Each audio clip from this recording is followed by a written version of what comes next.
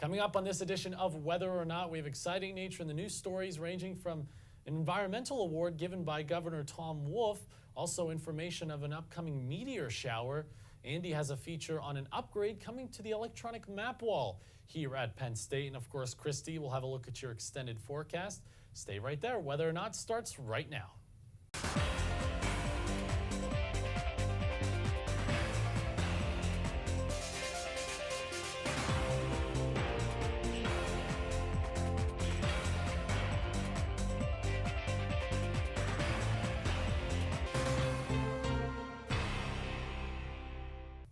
Hello and welcome to this edition of Whether or Not. I am your host, Juklo. And I'm your forecaster, Kristy Steward. All right, Kristy, we've been dealing with the snow again this week. It feels like an April Fool's joke that just doesn't want to end. Do we have any hope for more seasonal weather over the coming week? We do. This upcoming week, we will still be slightly below average, but we'll be around that 60-degree mark, so we are slowly but surely warming up. I am completely fine with 60s. Yes. We'll have the full details on the forecast a bit later on, but for now we'll start it off with nature in the news.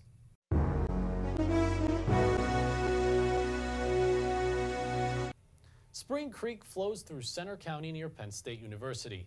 Designated one of the best fishing waters for wild trout, this stream is known for the fishing opportunities it offers. Spring Creek itself is still listed as a Class A wild trout stream, meaning that it supports a population of naturally produced trout to support a long-term sport fishery. Experts believe this is because the creek is fed in large part by springs connected to a large groundwater reservoir. This helps the appropriately named Spring Creek have good flow even during dry periods and maintain a moderate temperature year-round, which helps support fish populations. Despite this source of fresh water, runoff is still an issue, and local groups are working to decrease pollution from entering the creek. The Spring Creek chapter of Trout Unlimited and the Clearwater Conservancy of Central Pennsylvania both received Chesapeake Bay small watershed grants to plant forest buffers along the creek. Forest buffers prevent pollution from entering waterways, stabilize stream banks, provide food and habitat to wildlife, and help keep streams cool during hot weather. This Earth Day, we have something else to appreciate. The best meteor shower this spring will occur Saturday night, April 21st. The Lyrid meteor shower will produce up to 20 meteors per hour. Stargazers may even spot a few fireballs, which are extremely bright meteors that light up the entire night sky for a few seconds. The best time to view this light show will be after midnight on the 22nd, when the radiant is highest in the sky and the moon has set. The radiant is the area in the sky where the meteors originate from. If you can't watch the shower Saturday night, some meteors will also be visible on Friday and Sunday nights as well. Despite having partly cloudy conditions in the forecast, we are still in the good visibility range. So end your Earth Day celebrations by marveling at the sky. Governor Tom Wolf Wednesday announced the 23 companies, groups, and individuals honored with the 2018 Governor's Award for Environmental Excellence. Repurposing tons of scrap auto metal, making streams healthier by planting native trees on the family farm, greatly reducing city lighting expenses with energy changes.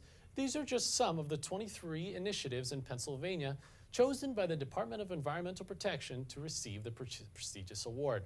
Quote, just as important as Pennsylvania's abundant natural resources are the Pennsylvanians who invest their time, labor, and ingenuity to protect them, said Governor Tom Wolf.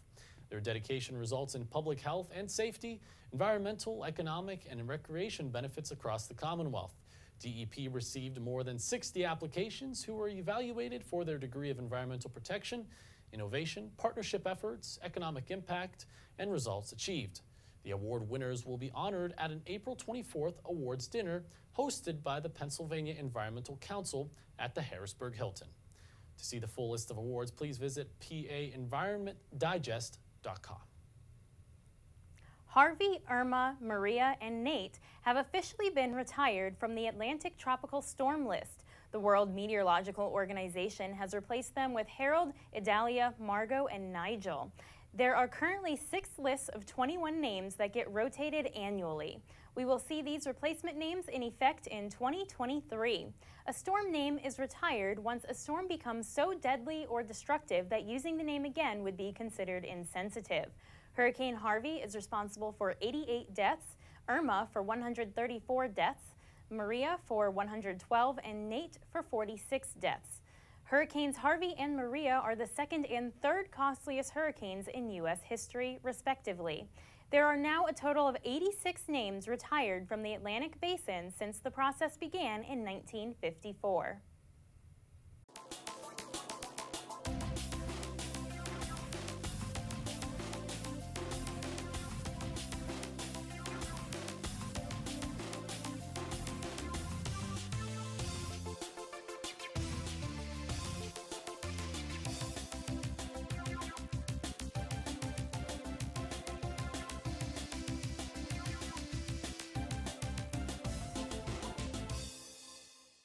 Hello everybody, I'm here with your Central Pennsylvania forecast. We've had a past few chilly days here in Central Pennsylvania, but the good news is spring is slowly arriving this weekend.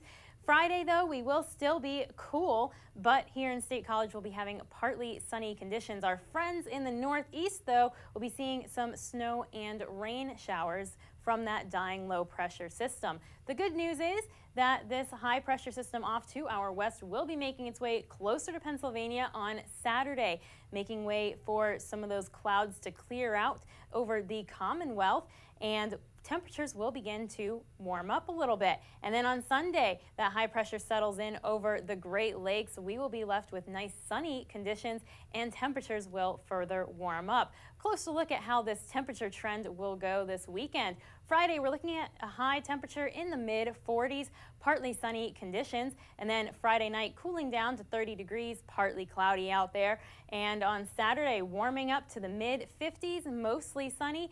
Some cloud cover has begun to clear out, and then on Sunday, nice sunny conditions and temperatures around that 60-degree mark. So we're still a little bit below average, but we are getting there to these spring-like temperatures. I'll have more details on how this temperature trend will continue over the next week in just a few minutes. But first, Andy has a feature on an upgrade being done to the Penn State E-Wall. For weather enthusiasts and meteorologists across the world, the Pennsylvania State University electronic map wall has been one of the go-to locations for weather model data, and it's due for an upgrade. Steve Hallett, a senior at Penn State studying meteorology, has been one of the leaders behind the electronic map wall, or E-Wall, redesign project. The E-Wall is a place online where you can access archived model data as well as current model data. We are currently trying to revamp the amount of products offered by the Penn State Department of Meteorology and make them accessible via an easy-to-use website. While the current E-Wall is still functioning, the team has many goals for the upgraded website. This E-Wall contains upgraded graphics, better back-end for ingesting the data and processing it at a quicker rate than the old one did. It also contains a mobile responsive component to the website, and it will just be a better user experience overall. For an E-Wall user at home or at work, there's a lot that you can expect with the upgrade. You can expect the data to be faster, you can expect the model graphics to be improved, you can expect just a more enjoyable and customizable user experience. While a user will notice an improvement in graphics and speed of the computer models, there's a lot of work being done behind the scenes as well. So this version of the E-Wall contains a backend where we can turn products on and off just by changing something really quick, whereas in the old E-Wall you would have to code up something completely different or modify it kind of in a pretty significant way. The modified database actually allows us to add models, parameters, new regions, floating domains, really on the fly. Steve plays a large role in the redesign project and focuses mainly on updating the graphics that users will see. My role is to analyze the meteorological data that's being processed and disseminated by NOAA and other sources, and I then visualize that data in a modernized format that can enable the user to really analyze the data and make actionable decisions. So I take data that's given out by the National Oceanic and Atmospheric Administration, and I ingest that data into a program known as the Grid Analysis and Display System. And then from that, I write that data out into image format.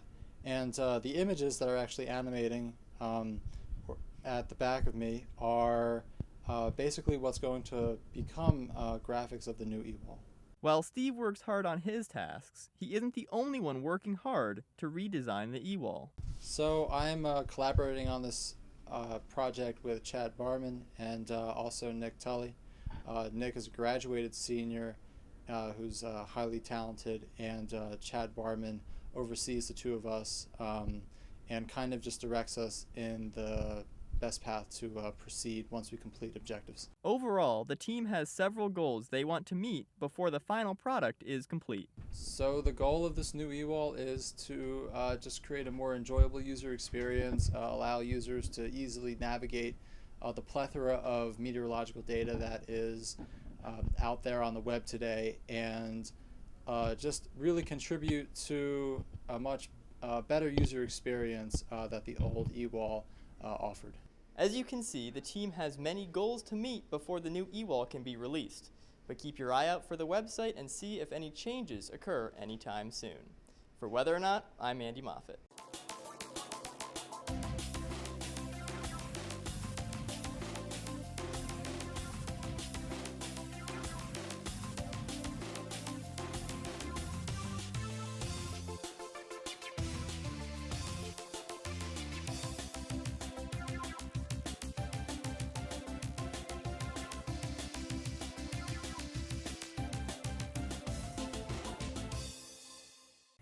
Hello everybody, I'm back with your extended forecast. A high pressure system will make its way in from the west and bring more spring-like conditions to central Pennsylvania. A closer look at the impacts of this high pressure system this weekend. On Friday, we'll still be having temperatures in the mid-40s and partly sunny conditions out there, but then on Saturday, as that high pressure system moves in closer to us, we'll be warming up to the mid-50s with mostly sunny conditions out there. And then Sunday, when that high pressure system really settles in over the Great Lakes, we'll be warming up to the upper 50s and a gorgeous sunny day for your Sunday. And then to start off the next week, we'll be holding on to those temperatures in the lower 60s for your Monday and Tuesday, but then a cold front passes through on Wednesday, bringing us some rain showers and dropping temperatures down to the mid to upper 50s. But the good news is temperatures rebound by the end of the week to the lower 60s. Now, we will still be below average, which is 64 degrees for this time of year throughout this next week, but at least spring is finally returning to central Pennsylvania. Well, Kristy, we'll start off cool this weekend, but I like the fact that we're going to warm up next week, closer to that average mark. Yes, it'll be nice to finally have some warmth our last couple weeks here at Penn State. Yeah, and it's hard to believe it's already that time of year. We informed you earlier that some hurricane names have been retired, so we asked you what letter of the alphabet has had the most storm names retired in the Atlantic Basin. Is it C, D, H, or I? If you said the letter I, you are correct. There are 11 I-named storms that have been retired.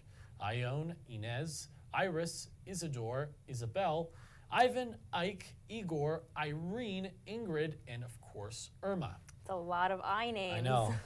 The letter C comes next with 9 storm names retired. Of the 21 letters the World Meteorological Association uses for hurricanes, only the letter V has not yet had a storm name retired. Guess not the most common letter in the English alphabet. I guess not. And even though we're not to hurricane season yet, just a reminder of really how impactful last hurricane season was for folks down south. Yes, hopefully this season will not be as devastating. Agreed. Well, that is all the time we have for this edition of Whether or Not. I've been your host, Juklo. And I've been your forecaster, Kristy Steward. Thanks for watching and have a great weekend.